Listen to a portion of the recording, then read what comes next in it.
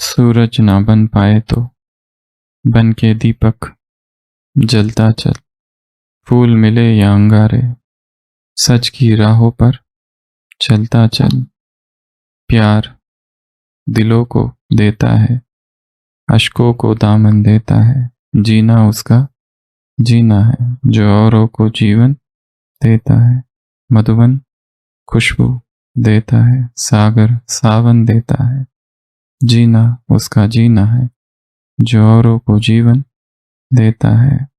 चलती है लहरा के पवन के साथ सभी की चलती रहे। लोगों ने त्याग दिए जीवन के प्रीत दिलों में पलती रहे। दिल वो दिल है जो औरों को अपनी धड़कन देता है। जीना उसका जीना है जो औरों को जीवन देता है। सृष्टि एक समंदर है प्रकंपनों का। जो कुछ इसमें हो रहा है, एक घटना दूसरी घटना को प्रभावित कर रही है। इस सृष्टि नाटक में कोई भी घटना आइसोलेटेड अलग थलग नहीं हो रही है। हर चीज एक दूसरे से जुड़ी हुई है, इंटरकनेक्टेड, इंटर रिलेटेड।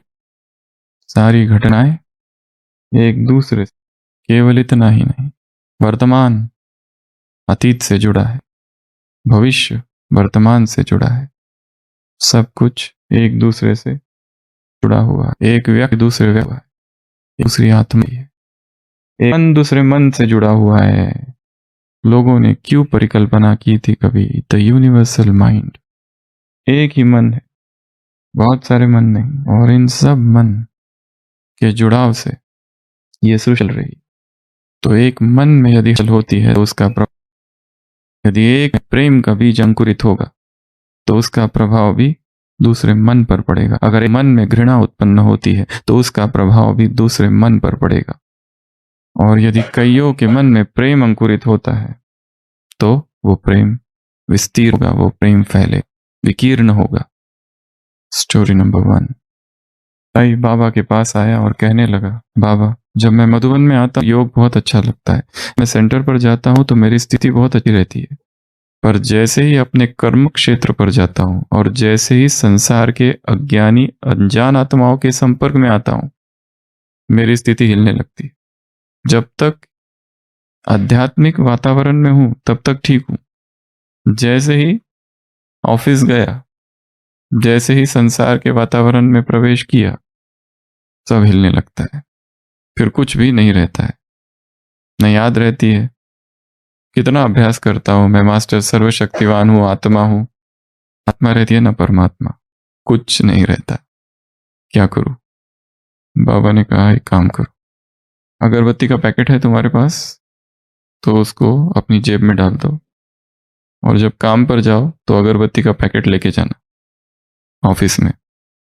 और जैसे ही तुम्हें लगे कि बाहर का वातावरण और बाहर के लोग तुम पर हावी हो रहे, एक अगरबत्ती निकालना, उसको जलाना और सामने रख देना और उससे बातें करना कि ये अगरबत्ती तुम हो रचना, मनुष्य ने तुमको रचा है। अगरबत्ती तुम तो कभी नहीं कहती कि क्या करूं, इतनी दुर्गंध है, कैसे फैलाऊं खुशबू, मैं इतनी दुबली पतली और दुर्गंध इतना मोटा ताजा। बाबा ने क्या कहा, बाबा ने कहा तुमको अगरबत्ती इतनी भी अकल नहीं है, जो तुम्हारी रचना है। अगर अगरबत्ती ये काम कर सकती है तो तुम क्यों नहीं कर सकते? संसार का वातावरण चाहे कितना भी निगेटिव, नकारात्मक, घृणा से और नफरत से और विकारों से क्यों ना भरा हो, ये वो प्रेम तुम में है। यदि वो आत्मिक स्थिति में तुम स्थित हो तो तुम भी इस अगरबत्ती जैसे खुशबू फैलाओगे। मन खुशबू देता है। मधुबन अर्थात कोई इमारत नहीं, मधुबन अर्थात कोई स्थान का नाम मधुबन नहीं है। मधुबन कोई एक भौगोलिक व्यवस्था नहीं है। ये मधुबन यहां से वहां तक, इसे मधुबन कहते हैं। मधुबन की ज्योग्राफिकल डेफिनेशन नहीं है मात्र। जहां मुरली सुनाई जाती है वो मधुबन, जहां भगवान अवतरित होते हैं वो मधुबन, जहां प्रभु प्रेम है वो मधुबन, जिस मन में मुरली की गूंज होती है वो मधुबन, जिस मन में प्रभु प्रेम अवतरित हुआ है, परमात्मा अवतरित हुआ है, वो मन मधुबन है। हर स्थान, स्थान मधुबन अर्थात वो हर आत्मा जहां पर प्रभु प्रेम है, प्रभु संदेश, प्रभु वाणी गूंज रही है, जहां पवित्रता की खुशबू है वो मधुबन, जहां परमात्मा याद है वो मधुबन। चलते फिरते मधुबन बन जाओ, mobile Madhuban. Moral of the story, अगरबत्ती बनो। और बदबू का क्या करेंगे? कंप्लेंट। बदबू का क्या करेंगे? कहने में कितना जोश है, बदबू को और पावर कर देंगे। चाहे बदबू कितनी ही शक्तिशाली क्यों ना हो, खुशबू से शक्तिशाली नहीं। संसार का वातावरण, वायुमंडल, विरोधी आत्माएं, निगेटिविटी चाहे ऊपर से दिख रही है बहुत शक्तिशाली है, परंतु पॉजिटिविटी से शक्तिशाली और कुछ भी नहीं। केवल हमें विश्वास कम है अपनी पॉजिटिविटी में। इसलिए घर के वो लोग जो ज्ञान में नहीं चलते, घर के वो लोग जो इस ज्ञान को नहीं मानते, या वो लोग जिनके स्वभाव संस्कार बहुत कड़े हैं और निगेटिव है, उनके सामने जाते ही हम क्या हो जाते? शक्तिहीन। उनकी निगेटिविटी हमसे ज्यादा पावरफुल है। क्यों? क्योंकि हमारा डोज और हमारा स्टॉक बहुत कम है। तो क्या करो, इसको बढ़ाओ। यही अध्यात्म है। अध्यात्म अर्थात आत्मिक शक्तियों से, परमात्मा शक्तियों से आत्मा को भरना, स्पिरिचुअल पावर्स। तो कंप्लेंट नहीं करनी है दुर्गंध के बारे में। क्या करना है? अपना काम जारी रखना है, फैलाने खुशबू। और क्या सीखेंगे इससे? पैकेट में अगरबत्ती का लेके जाओ, जब भी भूल जाओ अगरबत्ती जलाओ और उसको देखो, ये देखो क्या कर रही है, और है कितनी दुबली पतली, लकड़ी पहलवान। और हम देखो, रचना ये काम कर रही है, हम तो रचता है। सो कंप्लेंट बिजनेस स्टॉप। फिर से दुकान खोलनी नहीं है कंप्लेंट की। कंप्लेंट की दुकान आज से बंद। कोई कोई फिर भी खोलते 10 मिनट के लिए। थोड़ी कमाई हो जाए, 10 मिनट ही क्यों ना। आधा शटर खोल खोल के रखता है, कोई आ ही जाए। Story number 2। दादी हमेशा कहती है, जब हम छोटे थे तो बाबा ने हमको ऐसे पाला वैसे पाला। हम जहां से आई थी वो घर भी इतने अमीर घर से हम आई थी कि हमने हमारे एक एक काम के लिए एक एक नौकर रहता था। और जब यज्ञ में आए, जो हमने इतिहास में देखा, आज का भट्टी दिन कौन सा है? 78।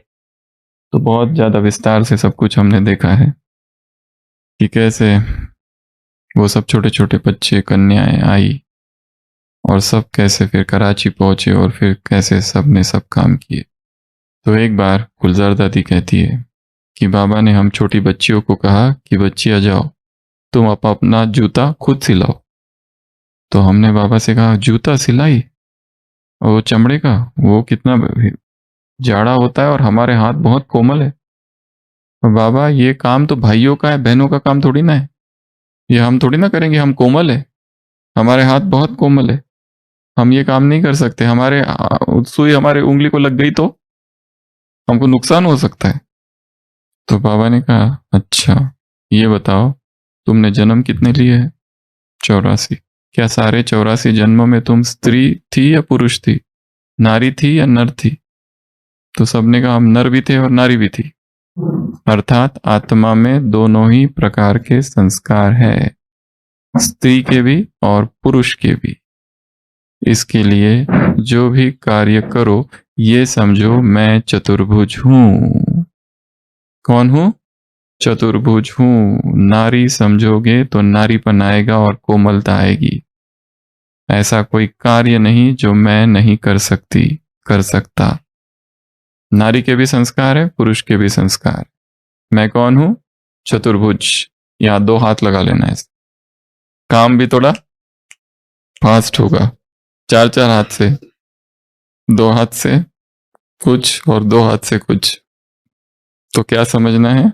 मैं चतुर्भुज हूं। दादी कहती है, इस तरह से बाबा ने धीरे धीरे हमको ट्रेनिंग दी, और हमारे अंदर जो कोमलता, जो नारीपन, जो अबलापन का भाव था, नारित्व को नष्ट कर दिया। वो जो पुरुषत्व था वो सबको हटा के एक भाव में स्थित किया, मैं विष्णु हूं। दोनों संस्कार मुझ में। केवल नारी समझोगे तो कोमलता आएगी, पुरुष समझोगे तो अहंकार आएगा, पुरुषत्व, पौरुष का अहंकार। और नारी समझोगे तो मैं अपना नारी, मैं कुछ नहीं कर सकती, मैं कैसे करूं, मैं बेचारी, असहाय, कमसीन, दुखियारी। Woman thy name is frailty. Shakespeare अपनी कविता में कहता है, हे स्त्री तेरा नाम है कमजोरी। इस सिद्धांत को उखाड़ के फेंक देना। द्वारम किमेकम नरकस्य नारी। शंकराचार्य ने कहा है, नरक का द्वार यदि कुछ है और कोई है तो नारी।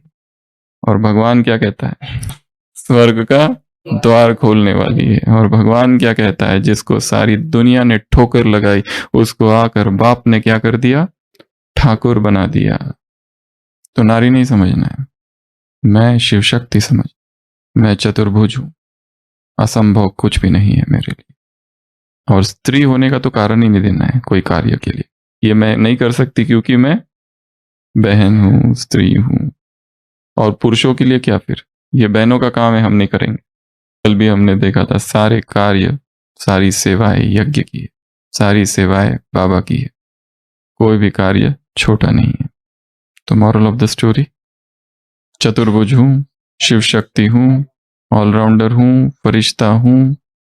स्टोरी नंबर 3, लक्ष्मण भाई थे, अभी भी शरीर छोड़ा 2017 में Kurukshetra.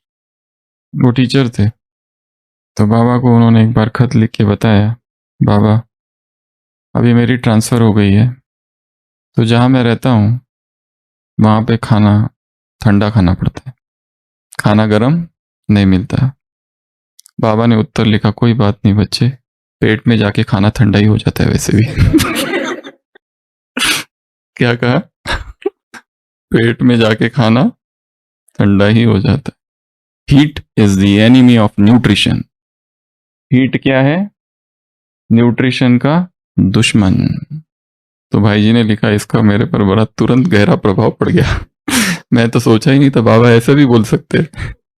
Moral of the story, संतुष्टता। और moral of the story, adjustment.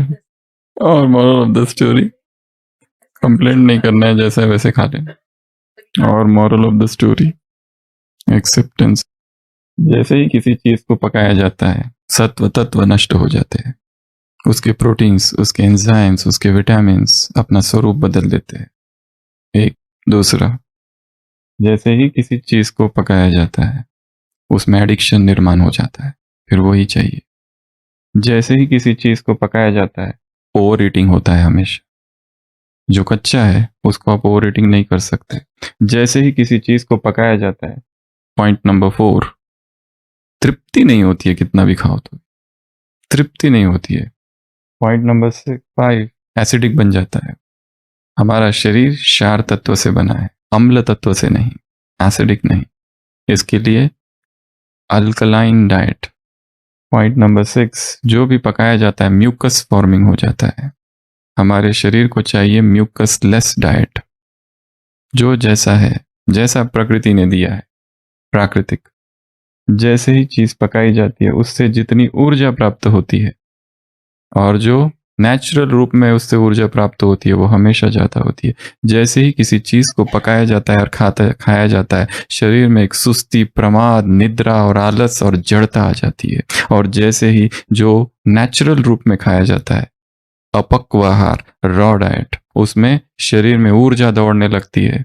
जो ही चीज पकाई जाती है वो खाने के बाद नींद आने चालू हो जाती है। जैसे ही रॉ पर रहते हैं ऊर्जा लेवल बढ़ जाती है। पका हुआ भोजन बनाने के लिए बर्तनों की ज्यादा आवश्यकता है, गैस की आवश्यकता है, कितनी सारी चीजों की आवश्यकता है। The concept of fireless kitchen. जहां फायरलेस किचन है वहां पे दवाइयां घर में नहीं होगी। जहां आग जलती है वहां दवाइयां भी होती है, बीमारियां होती है। जितनी बीमारियां संसार में है, मुख्य एक कारण है पका हुआ आहार, कुक्ड फूड। ब्रह्मचर्य की साधना में यदि कोई पूछे एक ही उपाय बताओ, बस सब कुछ कर लिया, सारे सामान ले लिए, लिख लिए, पढ़ लिया, मुर लिया, वो सब इंटेलेक्चुअल गिमिक्स है, बुद्धि विलास। बुद्धि ने तो समझ लिया ब्रह्मचर्य होना चाहिए, पर हो नहीं रहा है। वो होगा तब जब आहार परिवर्तन होगा। जैसे ही अपक्व पर आते हैं, अपने आप शक्ति जमा होने लगती है। उसके बाद में फायर फायर इंजुरीज कितनी होती है। घर देखे कैसे काले काले रहते, किचन बर्तनों में कैसे काले काले हो जाते हैं। रॉ में झंझट ही खत्म, गैस की बचत, ग्रीन हाउस इफेक्ट, पोल्यूशन, एक एक घर से धुआं उठ रहा है गैस का, काम कम हो जाएगा, क्लीनिंग का काम कम हो जाएगा, धुलाई सफाई का, प्रकृति से दुआएं मिलेगी, टाइम बचत होगी। और वो जो बर्तनों में काला काला और ग्रीस और ऑयली, कितना घिसना पड़ता है, मेड को रोज सुनना पड़ता है, और फिर ये टेंशन रहती है आज क्या बनाओ, कल क्या बनाओ, आज क्या बनाओ, कल क्या बनाओ, दोपहर को क्या बनाओ, सुबह क्या बनाओ, ये बनाओ, वो बनाओ, ऐसा बनाओ, कल तो वो बनाया था आज वो नहीं। उसमें वैरायटी चाहिए, रॉ में वैरायटी की आवश्यकता नहीं पड़ती है, रॉ को ओवर ईट कर ही नहीं सकते। कितना अंकुरित खाओगे, 2 कटोरी 3 कटोरी, हाँ पनीर 4 कटोरी भी कोई खा ले फिर भी कहेगा थोड़ा सा होगा तो मैं कल के लिए ले जाता हूँ। फ्रिज में रख देंगे, 2 दिन खराब नहीं होता है ये, आराम से रखो, 3 दिन भी खराब नहीं होता है। और सबसे बड़ी प्रॉब्लम, कॉन्स्टिपेशन, कब्ज। इसलिए योगी धीरे धीरे धीरे धीरे धीरे नॉन वेजिटेरियन से शिफ्ट हो जाता है वेजिटेरियन पर, और फिर धीरे धीरे वेजिटेरियन से शिफ्ट होता है वीगन पर। दूध और दूध से जो कुछ बना हुआ है सब कुछ म्यूकस फॉर्मिंग है। पराई माँ का दूध हमारा दूध नहीं है, ना ही हमारा आहार है। और वीगन से धीरे धीरे शिफ्ट होता है रॉ पर। यह यात्रा है, ये संगम युग है, इसमें टाइम लगता है थोड़ा, कुक्ड से अनकुक्ड तक पहुंचने के लिए। फिर धीरे धीरे उसको समझ में आता है ग्रेन, सारा अनाज ये पक्षियों का आहार है, हमारा नहीं। भारी करता है सिस्टम को, सारे रोगों को जन्म देता है। योगी धीरे धीरे धीरे धीरे आगे आगे आगे आगे आगे, फिर फ्रूट्स, फिर रॉ फ्रूट्स, वेजिटेबल्स, आगे बहुत सारी जर्नी है, उसको छोड़ देते। आज गुरुवार है, थोड़ा रहम करते हैं, ठीक है। जिलेबी इंतजार कर रही है। अव्यक्तवाणी 30 जनवरी 1985। 30 जनवरी 1985। सतयुग। यह जल इत्रफुलेन का कार्य करेंगे। जैसे जड़ी बूटियों के कारण गंगा जल अभी भी और जल से पवित्र है, ऐसे खुशबूदार जड़ी बूटियां होने के कारण जल में नेचुरल खुशबू होती है। जैसे यहाँ दूध शक्ति देता है, वहां का जल ही शक्तिशाली होगा, स्वच्छ होगा। इसलिए कहते हैं दूध की नदियां बहती है। सब अभी से खुश हो गए ना। ऐसे ही यह पृथ्वी ऐसा श्रेष्ठ फल देगी जो जिस भी भिन्न भिन्न टेस्ट के चाहते हो उस टेस्ट का फल आपको मिलेगा। यह नमक नहीं होगा, चीनी भी नहीं होगी। जैसे अभी खटाई के लिए है, यह टमाटर है तो बना बनाया है ना, खटाई आ जाती है। ऐसे ही जो आपको टेस्ट चाहिए उसके फल वहां होंगे। रस डालो और टेस्ट आ जाएगा। अव्यक्तवाणी 23 अक्टूबर 1975। 23 अक्टूबर 1975। जब शरीर को चलाना आ जाएगा तब राज्य चलाना आ जाएगा। बॉडी मैनेजमेंट किंगडम मैनेजमेंट है। जो अभी शरीर से बीमार बीमार बीमार, ये दर्द वो दर्द, ये दवाई वो दवाई, राज्य को कैसे चलाओगे, शरीर को ही नहीं चला पा रहे हो तो। सबसे ज्यादा सेवा कौन सा तत्व करेगा? सूर्य। अव्यक्त मुरली 24 अक्टूबर 1981। 24 अक्टूबर 1981। सबसे ज्यादा सेवा कौन सा तत्व करेगा? सूर्य। सूर्य की किरणें भिन्न भिन्न प्रकार की कमाल दिखाएगी। यह सब आपके लिए तैयारी हो रही है। गैस जलाने की, कोयला जलाने की, लकड़ी जलाने की आवश्यकता नहीं रहेगी। सबसे सूट छूट जाएंगे। अच्छा, बहुत रंगत देखते जाएंगे। वह मेहनत करेंगे और आप फल खाएंगे। नेचर के सुख लेने के लिए भी अपनी ओरिजिनल नेचर को बनाओ। अव्यक्त बाप दादा। Story number. निर्भय भाई साहब ने एक अनुभव लिखा है कि मैं नेवी में था 53 में, तो ज्ञान में आए थे, 59 में ज्ञान में आए थे, और 63 की बात लिखी है कि मुझे नेवी छोड़नी थी, पर कैसे छोड़ू? जॉब। तो मुरलियों में एक बार आया कि अगर 8 घंटा योग करोगे तो कर्मों के हिसाब किताब चुकतू हो जाएंगे। तो उन्होंने लिखा कि मैंने 8 घंटा योग चालू किया, सुबह 8 से 12 और 4 से 8 शाम को, हर दिन, डेली। सुबह 8 से 12 और 4 से 8, और दोपहर को कुछ माताएं थी, उनको मुरली सिखाने की, समझाने की या ट्रांसलेट करने की सेवा करता था। ये क्रम डेली चालू कर दिया, और एक दिन अचानक नेवी से छुट्टी मिल गई, और फिर बाबा आए और बाबा के अंग संग रहने का 3 मास मौका मिला। जिस किसी के साथ भी हिसाब किताब है, उसको चुप करने की विधि क्या है?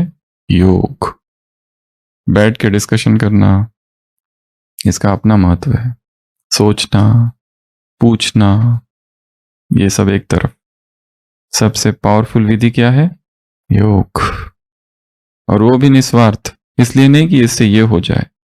जैसे नींद आ जाए, इसके लिए क्या करते हैं? नींद आ जाए उसके लिए जितने भी प्रयत्न किए जाते हैं, सारे ही बाधा बन जाते हैं नींद आने में। नींद कब आती है? जब सारे प्रयत्न छोड़ दिए जाते हैं। किताब है अंग्रेजी में, इंग्लिश में एक, यू मस्ट रिलैक्स। ये मस्ट शब्द ही प्रॉब्लमेटिक है। ये जो मस्ट है ना, यही तो रिलैक्स होने नहीं देता। जो करने जा रहे हैं वो प्रयत्न ही बाधा है। अटेंशन का भी टेंशन हो जाता है। तो नेचुरल हो। योग इसलिए नहीं कि हमें वो करना है वो करना है। योग इसलिए नहीं कि ये भाई बाबा इसकी ट्रांसफर कर दो जल्दी से जल्दी। बाबा इसकी बुद्धि का फटाफट ताला खोल, आज मैं 8 घंटा योग करता हूँ। एक बहन आई थी इधर, डॉक्टर बहन, तो उसका पति बहुत असहयोगी, विघ्न डालने वाला। तो यहाँ जब आई, उसने बहुत योग लगाया, बहुत योग लगाया बाबा से, बाबा मेरे पति की बुद्धि का ताला खोल दो, ताला खोल दो, ये कर दो, उसको ऐसा कर दो, और उसको वैसा कर दो, उसका वैसा कर दो। यहाँ से जब पहुंची रेलवे स्टेशन, वो वहीं था, वहीं से झगड़ा चालू हो गया। ये भी कोई कम थोड़ी है। योग अपनी तरफ, झगड़ा जब आता है तब हार थोड़ी ना मानेंगे हम। हमारे साथ ज्ञान योग है, तुम अज्ञानी मूर्ख, हमको सिखाते हो क्या करना है। योग, परंतु योग क्या बन जाए? नेचुरल, हमारा स्वभाव, हमारा नेचर, संस्कार बन जाए। योग कल भी कहा था, योग चालू कब होता है? बाबा के कमरे से निकलने के बाद। योग चालू कब होता है? 4:45, 4:45 बजे के बाद। योग चालू कब होता है? 7:30 बजे के बाद। ये टाइम है। योग कब है? जब घूम रहे, चल रहे, फिर रहे, खा रहे, नहा रहे, उस समय योग। गेट क्लास पूरी होने के बाद गेट के बाहर से चालू होता है रियल ज्ञान योग। तो योग को बढ़ाना है, योग की परसेंटेज, योग का चार्ट। एकांत में कितना देर हम बैठ सकते हैं और चुपचाप बिना कुछ किए, कुछ ना कुछ करने की इच्छा होती है। कुछ करूं, कुछ पढ़ूं, कुछ देखूं, किधर देखूं, किससे बात करूं। कुछ करने से ही तो गड़बड़ हुई है। Story number 5। बाबा बहुत हाजिर जवाब थे। एक बार किसी भाई ने बाबा से पूछा, बाबा आप कहते हो आत्मा अंगुष्ठाकार है। उस समय अंगुष्ठाकार, वो तो बाद में एक दिन बोल दिया 63 में कि it is point of light. तब तक तो अंगुष्ठाकार। तो बाबा ये जो चीटी होती है उसकी आत्मा कितनी बड़ी होती है? बाबा ने कहा चीटी के अंगूठे इतनी। चीटी की आत्मा कितनी होती है? चीटी के अंगूठे कितनी। तो बाबा बहुत हाजिर जवाब थे। उसी के साथ बाबा सबको पहाड़ों पर ले जाते थे और वहां पर अपने लौकिक जीवन की बातें बताते थे, और कहते थे कि जब लौकिक में दादा लेखराज अपने लौकिक बच्चों को तीर्थ स्थान पर ले जाते थे और उनके हाथों में पैसे देते थे और कहते थे जाओ जाकर दान करो, 500 रुपए की नोट, 500 रुपए की नोट। और जो पैसे बचा के लाता था उसको बाबा कहते थे ये कंजूस है। और बाबा की एक आदत थी गुप्त दान की। गंगा स्नान करते थे और स्नान करते करते ही अपनी हीरे की अंगूठी निकालकर पानी में डाल देते थे, किसी को पता भी ना चले। गुप्त दान, स्नान करते करते ही हीरे की अंगूठी बहा देते थे। तो एक भाई ने बाबा के जीवन के ये किस्से सुनाए हैं, तो कि बाबा बहुत हाजिर जवाब थे। कुछ भी पूछो तो तुरंत उत्तर जैसे बाबा के पास रहता ही था। सेंस ऑफ ह्यूमर, बहुत स्ट्रॉन्ग सेंस। एक होता है किसी ने पूछा मैं सोच के बताता हूं, एक होता है तुरंत उत्तर दे देना। तो ये एक बहुत बड़ी कला है, महारत है। तो इस सेंस को भी डेवलप करना है, कॉमन सेंस, वेरी अनकॉमन। और दूसरी बात इसी से जुड़ी हुई, दान। स्वभाव कैसा हो देने का, गुप्त वो भी, इस हाथ को भी ना पता चले इस हाथ ने दिया है करके। और अपने दान का ढिंडोरा नहीं पीटना है। हॉस्पिटल में लिखा रहता है हर वार्ड के ऊपर, ये किसने दिया, डोनेटेड बाय। पहले भी सुनाया था, बिरला, बिरला पता है ना, बिरला ने शरीर छोड़ा, भगवान के पास पहुंचा। भगवान ने कहा क्या किया, उसने कहा मंदिर बनाए। क्या किए, मंदिर। किसके मंदिर बनाए, लक्ष्मी नारायण के। नाम किसका दिया, बिरला टेम्पल्स। हिसाब वही पूरा हो रहा है। पुण्य, अपने अपनी सेवाओं को निस्वार्थ कर देना, निष्काम कर देना। सेवाएं करो और भूल जाओ, मदद करो और भूल जाओ। उसका हिसाब किताब नहीं लिख के रखना है, हमने इतने पुण्य किए, हमने उतने पाप किए। ये किए, पाप ठीक है, पाप रखो तो भी ठीक है, पुण्यों का तो नहीं रखो। एक अमीर आदमी पहुंचता है स्वर्ग के द्वार पर और डिमांड करता है मुझे स्वर्ग में एंट्री चाहिए। चित्रगुप्त कहता है रुको, क्या क्या किया बताओ। वो कहता है तुमने कोई दान किया, दान आज तक तो कोई किया नहीं। फिर याद आता है हाँ एक बार किया था, 10 रुपए दान किया था एक भिखारी को, यू कैन रीचेक। चित्रगुप्त निकालता है, हाँ है रिकॉर्ड में है, 10 रुपए दान किए। तो कहते हैं आओ, कहते हैं 1 मिनट। चित्रगुप्त अंदर इन कंसल्टेशन विथ यमराज वापस आता है, कहता है ये लो तुम्हारे 10 रुपए, जाओ नर्क। Go to hell. 10 रुपए के दान से इधर स्वर्ग चलने आए, निकलो पतली गली से। मैं ये करता हूं, मैं याऊं करता हूं, मैं त्यों करता हूं। मैं ये हूं, मैं वो हूं। तो दान कर देना और भूल जाना, अपने आप जमा हो जाएगा पुण्य। Story number 6। लक्ष्मण भाई थे, जैसे बताया वो पहले टीचर थे और अनुशासन के लिए उनको कुछ कुछ कहना पड़ता था स्टूडेंट के। और उनका एक फेवरेट था उल्लू के पट्टे। और जब ज्ञान में आए तो उनको लगा ये ज्ञानी के मुख से ऐसे शब्द अशोभनीय है, क्योंकि ज्ञानी के मुख से निकले हुए एक एक शब्द महावाक्य होने चाहिए। बाबा क्या करूं, पत्र लिखा कि मैं ऐसा कहता हूं उल्लू के पट्टे बच्चों को, और वो अनुशासन के लिए जरूरी है। तो बाबा का उत्तर आया, किसने कहा पट्टे नहीं कहो, कहो पर अल्लाह के पट्टे को। बस इतना चेंज कर दो। कहो पर क्या करो, चेंज कर दो अल्लाह के पट्टे, इतना चेंज कर दो। अध्यात्म अर्थात परिवर्तन, शब्दों में तीव्र पुरुषार्थ की परिभाषा है परिवर्तन। Intense effort means transformation. छोटी छोटी चीजों को परिवर्तन कर दो, बस बहुत परिवर्तन आ जाए। छोटी छोटी चीज, 3 बार चूल्हा जलाते हो, अब 2 बार जलाओ, देखो क्या होता है। सुबह का नाश्ता वाला एटलीस्ट कुक्ड बंद, जूस, फ्रूट्स, वेजिटेबल, सलाद, अंकुरित, ये कर दो, कैसी ऊर्जा आती है। सुबह सुबह उठ के इतना ढेर सारा नाश्ता, क्या किया रात भर, क्या मेहनत की, सोए तो थे। 3 meals a day is an outdated concept. 3 बार भोजन करना अर्थात शरीर पर अत्याचार करना है। क्यों बीमार है सारी मनुष्य जाति, एक ही बीमारी है, कब्जी कब्जी कब्जी, पेट पेट पेट। Story number 7। बाबा के समय निर्वैर भाई, अपना ब्रिजमोहन भाई कई बार यहाँ आते थे उनके पेरेंट्स के साथ, और वो आम का सीजन था जैसे अभी है, और उनको आम बहुत पसंद थे।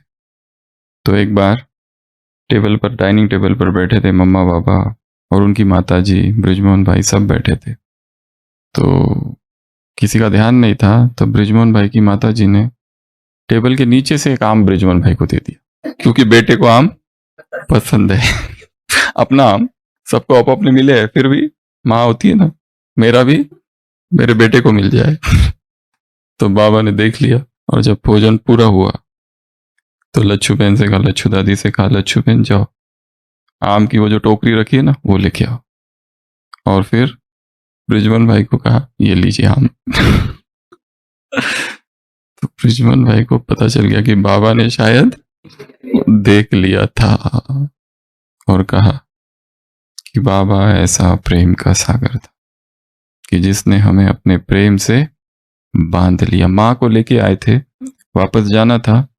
माँ को बाबा ने पूछा कैसे जाने वाले हो, तो माँ कहती है कि ब्रिजमोहन ने बस की है, बस से जाएंगे। बाबा ने कहा बस से नहीं, बाबा ने तुम्हारे लिए टैक्सी की है, टैक्सी बाहर वेट कर रही है। तो ब्रिजमोहन भाई कहते हैं कैसे हम भूले, बाबा को कैसे पता चल जाता है और बाबा कैसे जान जाते हैं आत्माओं के अंदर के भाव और इतना वो प्रेम। तो उस प्रेम ने ही हमें क्या कर दिया, गुलाम बना दिया। जैसे प्रेम में वो शक्ति है। बाबा ने किसी को कहा नहीं तुम ये करो तुम वो करो, खुद ही किया और कारवा जुड़ता गया। किसी को ऑर्डर नहीं दिए तुम ऐसा करो तुम वैसा करो, एक ही चीज दी, कौन सी, तो मॉरल ऑफ द स्टोरी प्यार बांटो। मॉरल ऑफ द स्टोरी, आत्मा की सबसे गहरी प्यास प्रेम की प्यास है, उसको वो दे दो फिर वो समर्पित है। अगर उसको वो ना दियो तो कुछ भी नहीं। जैसे एक पति कंप्लेन करती है संत के पास कि मेरा पति जब से युद्ध से आया है, सैनिक था, मेरे से ढंग से बातें नहीं करता है, ठीक से व्यवहार नहीं करता है, चुप रहता है, उत्तर पूछती हो तो बताते नहीं है, क्या करूं मैं। वो साधु कहता है कि बहुत बड़ा काम है, एक दवाई है जिससे ये हो सकता है, अगर वो दवाई तुम उसको पिला दो तो उसकी बीमारी बीमारी या जो भी हो रहा है वो ठीक हो जाएगा। वो कहती है मैं कुछ भी करने को तैयार हूँ। वो कहती है जंगल जाओ, वहां एक शेर है और शेर की जो मूछ है ना उसका एक बाल लेके आओ। कहती बाप रे ये कैसे होगा। वो जाती है, दूर से शेर देखती, दहाड़ लगाते वो भाग के आ जाती है शेर जंगल से। परंतु उसको पति वशीकरण दवाई तो बनानी है ना।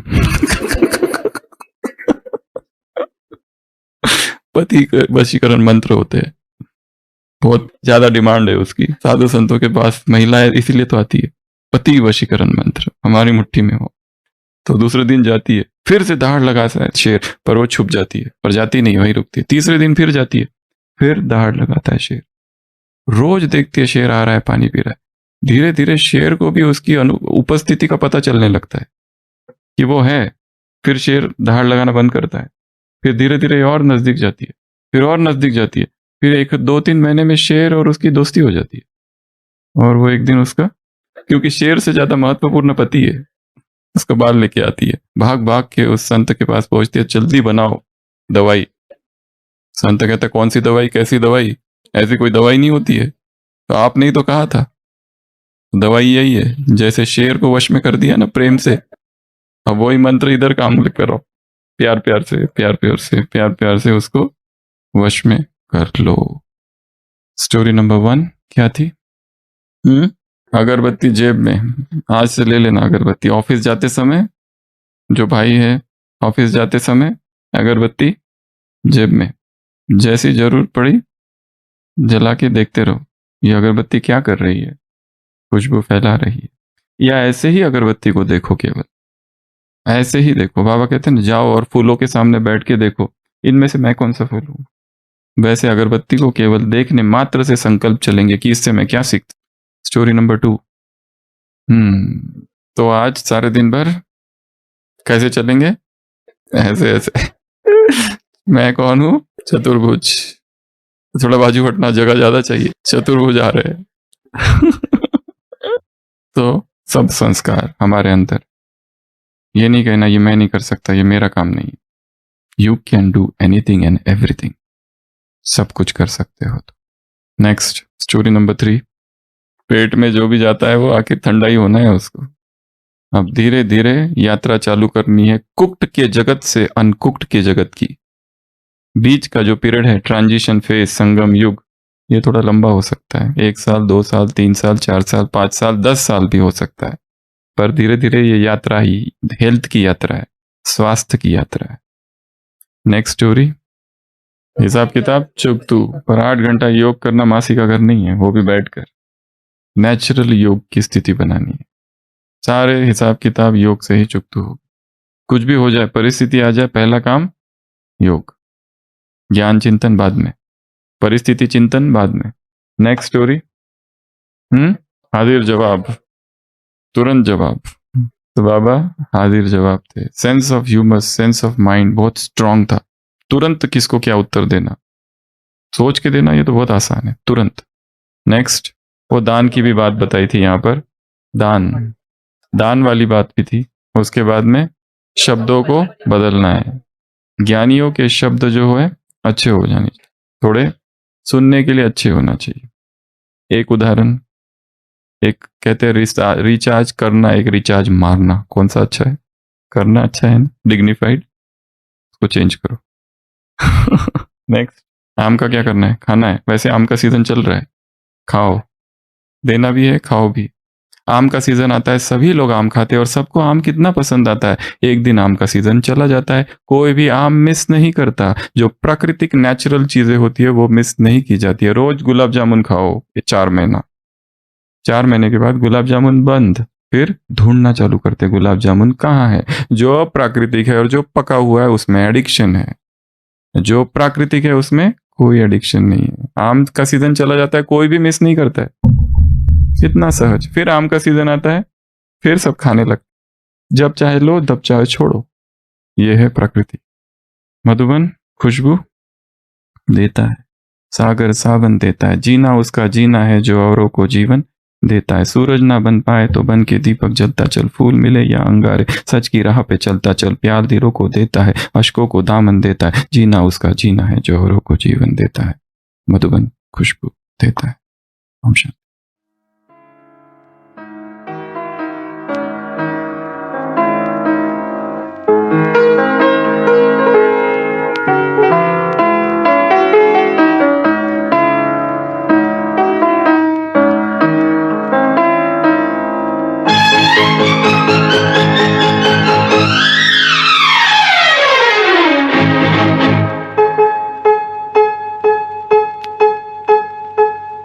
मधुबन खुशबू देता है, सागर सावन देता है, जीना उसका जीना है जो औरों को जीवन देता है। मधुबन खुशबू देता है।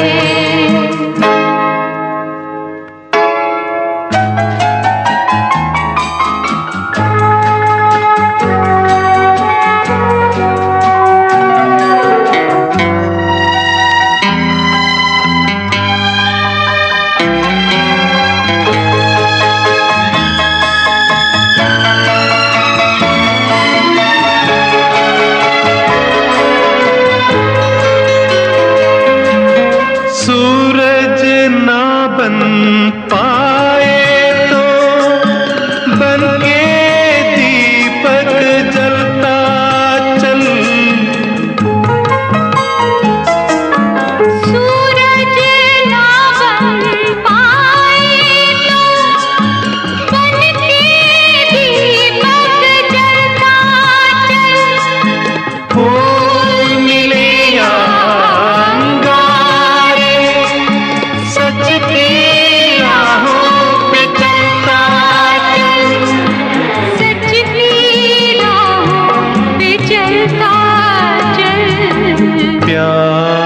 दिलों को देता है, अश्कों को दामन देता है, जीना उसका जीना है जो औरों को जीवन देता है।